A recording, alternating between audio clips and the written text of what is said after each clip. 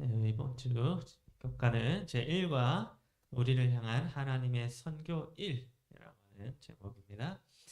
함께 이번 주 교과의 기억절 말씀인 창세기 3장 9절에 있는 말씀을 찾아보겠습니다. 창세기 3장 9절에 있는 말씀입니다. 우리 다 같이 한번 함께 읽도록 하겠습니다. 창세기 3장 9절 함께 읽겠습니다. 시작. 여호와 하나님이 아담을 부르시며 그에게 이르시되 네가 어디 있느냐. 네, 이번 달부터 이렇게 새로운 한 기가 시작이 되었는데요. 이 새롭게 시작된 저희가 새로 공부하게 된 교과의 총 제목이 무엇인가 하면 바로 하나님의 선교, 나의 선교라고 하는 그런 제목입니다. 이번 한 기 동안 저희는 이 하나님의 선교 또 나의 선교라고 하는 이 제목처럼 하나님의 선교가 무엇인지 그리고 또 나의 선교는 어떻게 이루어져야 하는지에 대하여 함께 교과를 통하여 살펴보실 건데요. 그 첫 번째 시간으로 우리를 향한 하나님의 선교 1이라고 하는 제목으로 이번 주 교과를 함께 공부해 보도록 하겠습니다.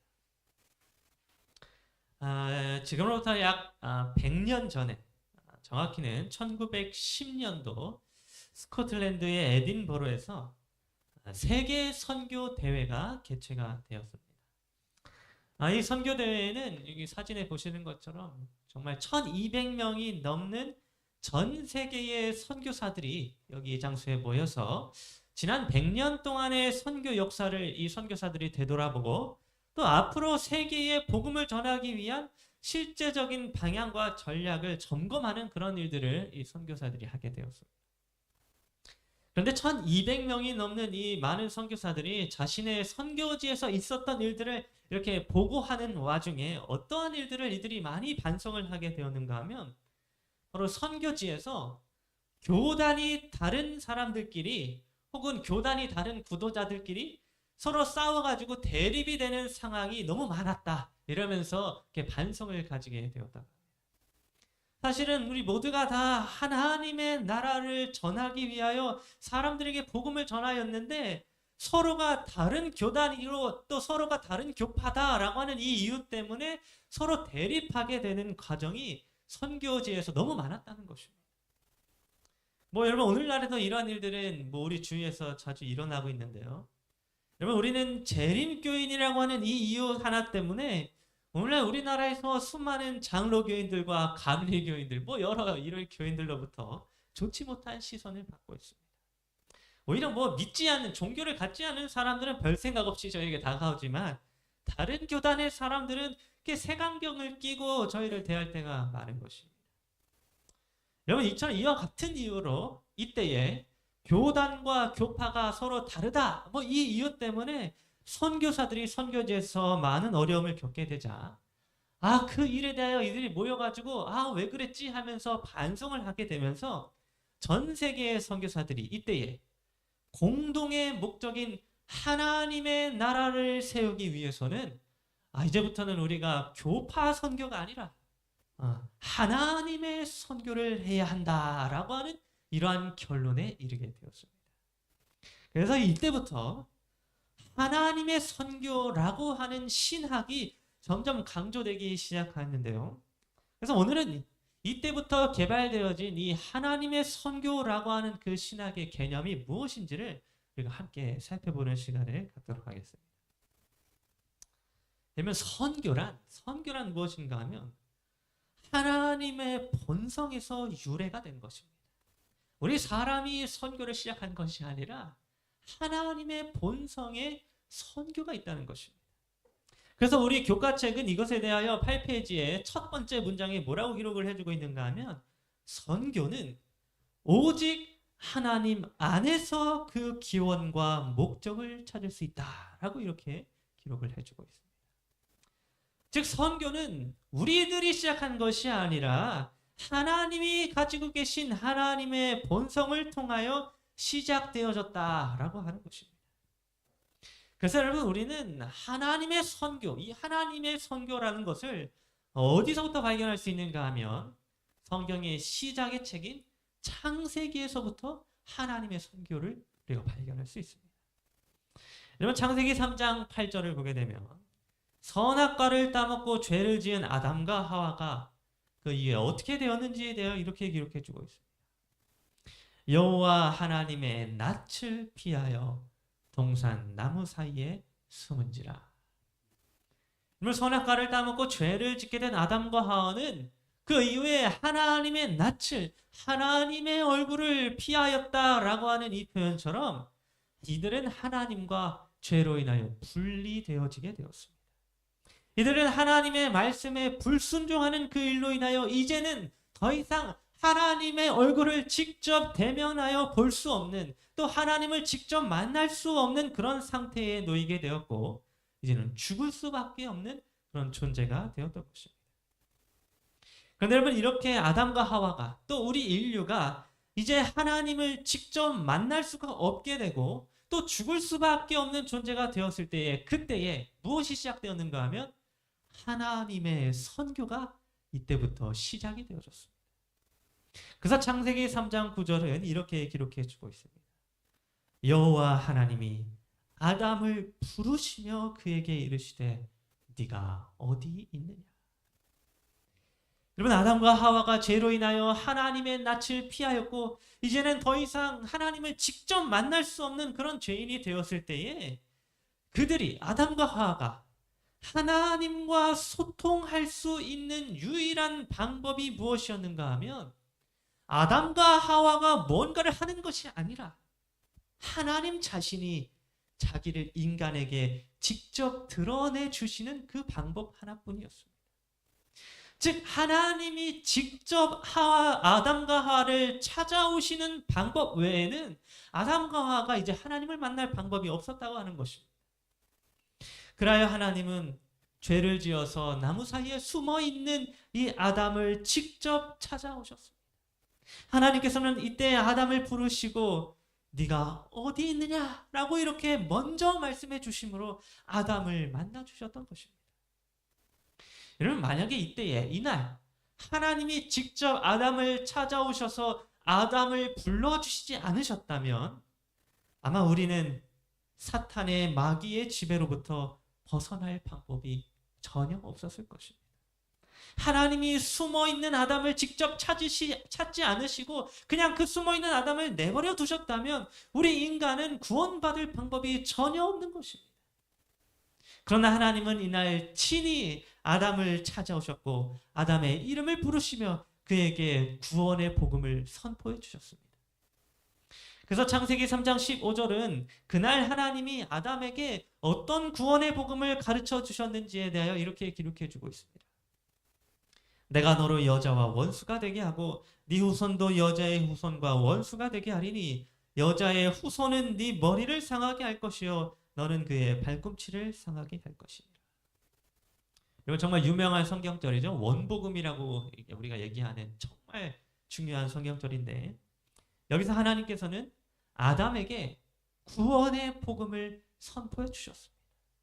여자의 후손인 예수 그리스도께서 사탄, 마귀, 뱀의 머리를 상하게 할 것이다 라고 하는 이 인류 구원의 계획을 아담에게 가르쳐 주심으로 네가 비록 죄를 지었지만 구원을 얻을 수 있다라고 하는 사실을 가르쳐 주었던 것입니다.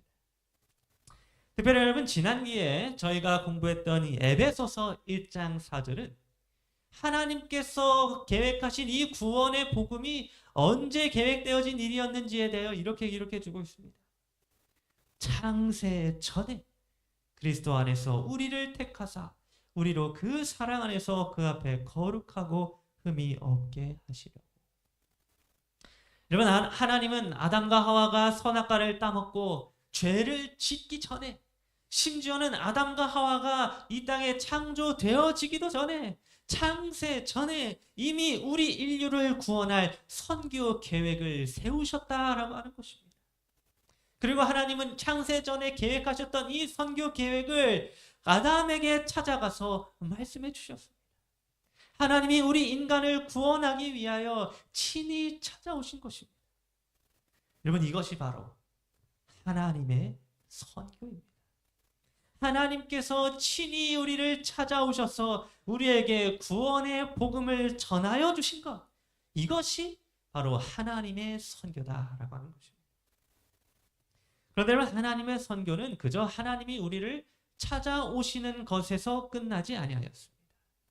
여러분, 하나님의 선교는 친히 하나님이 우리를 찾아오셔서 구원의 복음을 선포해 주시는 것으로 끝난 것이 아니라 어디까지 이어졌는가 하면 우리와 함께 하시는 것까지 이어졌습니다. 그래서 여러분, 하나님께서는 우리 타락한 인류와 함께 하시기 위하여 어떠한 일들을 하시게 되었는가 하면 바로 언약을 맺는 일을 하시게 되었습니다. 여러분, 창세기 17장 7절을 보게 되면 하나님께서 아브라함과 언약을 맺으시는 내용이 기록되어 있는데요. 이렇게 기록해 주고 있습니다. 내가 내 언약을 나와 너 및 네 대대로 후손 사이에 세워서 영원한 언약을 삼고 너 안에 후손의 하나님이 되리라. 여러분, 이때 하나님은 아브라함과 아브라함의 후손 사이에 영원한 언약을 세우셨습니다. 이 언약은 아브라함의 후손들을 통하여 계속해서 영원토록 이어지게 될 그런 영원한 언약이었는데요.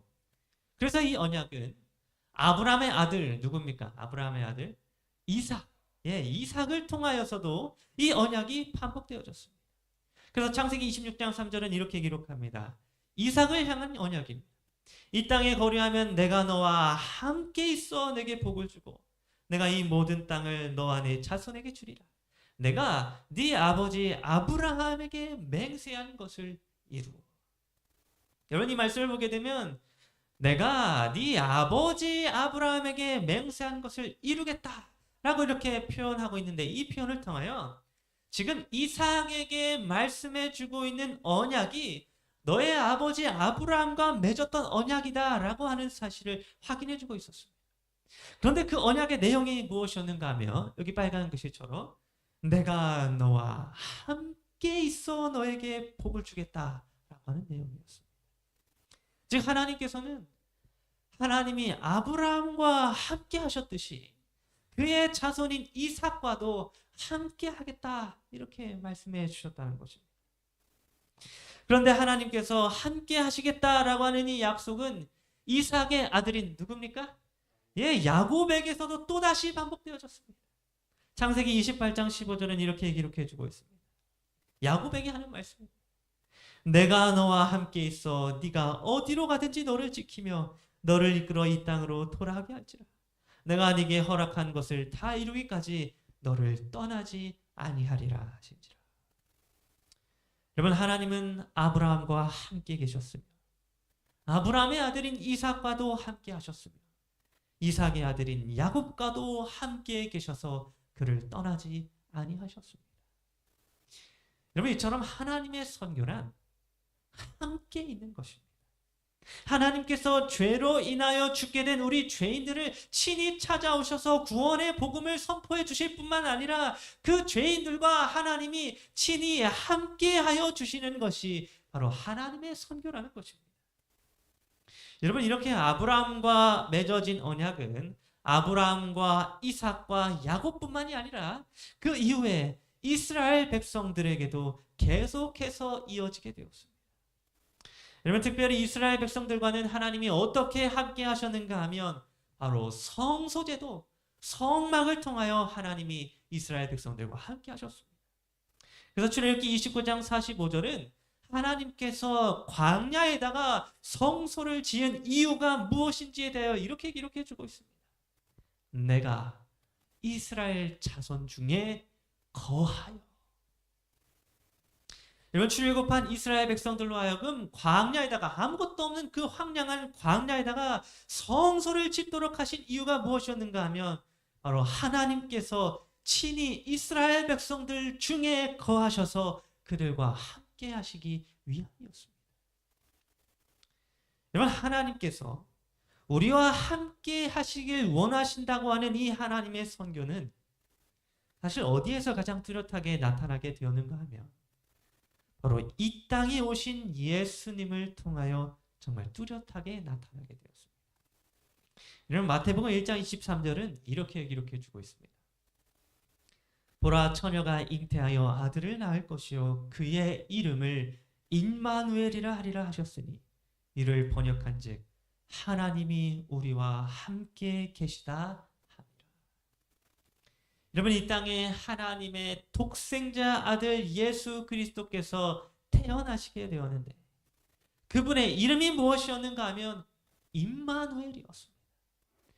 그런데 그 임마누엘이라고 하는 이 이름의 뜻이 무엇이었는가 하면 하나님이 우리와 함께 계시다라고 하는 뜻이었습니다. 즉 하나님께서 오늘 우리와 함께 하시기 위하여 그분의 독생자 아들 예수 그리스도를 이 땅에 보내셨다고 하는 것입니다.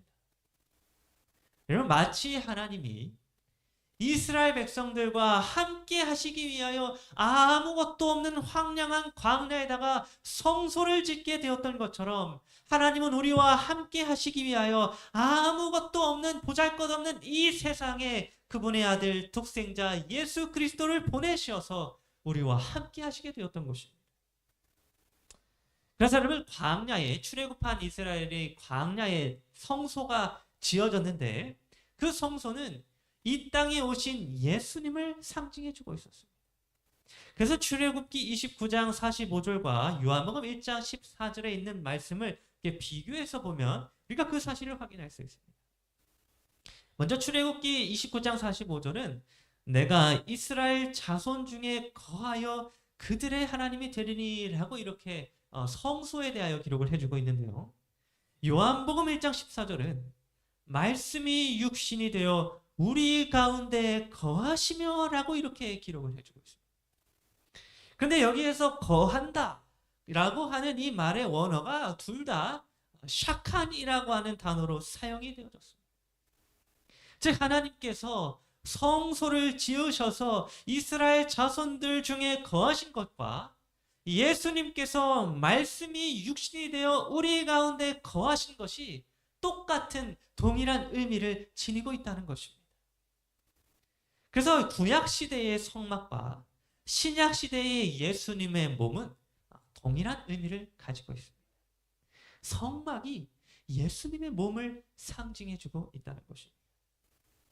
그래서 여러분, 하나님께서는 바로 이렇게 구약시대에는 성막을 통하여 이스라엘 자손들과 함께 거하셨고 신약시대에는 이제 예수 그리스도의 성육신하신 몸을 통하여 우리와 함께 거하셨습니다. 그리고 그렇게 이 땅에 성육신 하심으로 우리 사람들 가운데 함께 거하셨던 예수 그리스도께서는 이제 부활하셔서 하늘에 승천하실 때 그분의 제자들을 향하여 여기 마태복음 28장 20절에 이런 약속을 말씀해 주셨습니다. 볼지어다 내가 세상 끝날까지 너희와 항상 함께 있으리라 하시니라. 여러분, 하나님의 선교는 죄인인 우리를 찾아오시고 우리에게 구원의 복음을 선포하여 주시고 또 우리와 세상 끝날까지 함께 하시는 것이었습니다. 하나님의 선교란 이와 같이 죄인들을 직접 찾아가시고 그들에게 구원의 복음을 선포하시고 그들과 함께 거하는 것이다 라고 하는 사실을 성경이 우리에게 가르쳐주고 있다는 것입니다. 그리고 여러분, 하나님께서는 그렇게 하나님의 선교가 이제는 우리의 선교가 되어야 한다고 하는 사실에 대하여 여기 마태복음 28장 19절부터 20절에 이렇게 기록해 주었습니다. 그러므로 너희는 가서 모든 민족을 제자로 삼아 아버지와 아들과 성령의 이름으로 침례를 베풀고 내가 너희에게 분부한 모든 것을 가르쳐 지키게 하라. 여러분, 하나님께서는 이제 하나님의 선교가 우리에게도 명령되어졌음을 가르쳐 주셨습니다.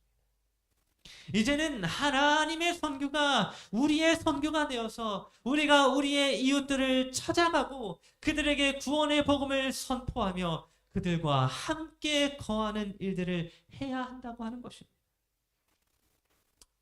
여러분, 마지막으로 하나님의 선교는 이 땅에서 마쳐지게 되는 것이 아니었습니다.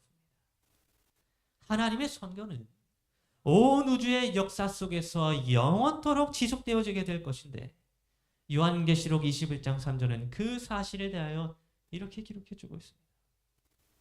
하나님의 장막이 사람들과 함께 있고 그분께서 그들과 함께 거하리라. 그들은 그분의 백성이 되고 하나님께서는 친히 그들과 함께 계셔서 그들의 하나님이 되시리라. 여러분, 예수님께서 이 땅에 재림하시고 그 다음에 천년기 이후에 새 하늘과 새 땅이 이 땅에 새롭게 창조되어지는 그때에 여러분, 그때의 하나님은 하나님의 장막이, 즉 하나님의 집이 우리 구원받은 백성들과 함께 있으며 우리와 하나님이 함께 거하게 될 것이며 하나님이 친히 우리와 영원토록 함께 하실 것이다 라고 약속해 주셨습니다. 여러분, 우리는 이와 같이 구약 시대로부터 이 세상 끝날 때까지 그리고 새 하늘과 새 땅이 새롭게 재창조되어지는 미래와 영원이라고 하는 시간까지 하나님께서 한결같이 우리와 함께하여 주시겠다라고 약속해주고 있는 이 약속의 말씀을 통하여 우리는 무엇을 깨닫게 되는가 하면 바로 하나님께서 오늘 우리와 함께하시길 원하신다라고 하는 사실을 우리는 깨닫게 됩니다. 하나님은 하나님께서 친히 창조하신 우리 피조물들을 사랑하시며 우리와 함께 하시기 위하여 모든 선교 계획을 창세 전에 계획하셨다고 하는 것입니다. 여러분, 이와 같은 하나님의 마음을 또 이런 하나님의 사랑을 우리가 깨닫게 된다면 우리도 하나님과 함께 하는 것을 바라게 될 것이며 우리의 이웃들에게도 이와 같은 하나님의 마음을 전하게 될 것입니다. 여러분, 이렇게 오늘 우리가 하나님의 선교가 무엇인지에 대하여 그 개념을 간략하게 살펴보게 되었는데요. 오늘 우리가 배운 이 하나님의 선교가 이제는 우리들의 선교가 되기를 간절히 바랍니다. 하나님께서 친히 죄인인 우리를 찾아와 주시고 우리에게 구원의 복음을 선포해 주셨으며 우리와 영원토록 함께 하시겠다고 약속해 주신 그런 하나님의 선교가 이제는 우리의 선교가 되어서 이제는 우리가 우리의 이웃들을 찾아가고 그들에게 구원의 복음을 선포해 주며 그들과 함께 하면서 영원히 우리와 함께 하시겠다고 하는 하나님의 약속을 우리의 이웃들에게도 전하게 되는 그러한 여러분 모두가 되기를 간절히 바라면서 오늘 교과 공부를 마치도록 하겠습니다.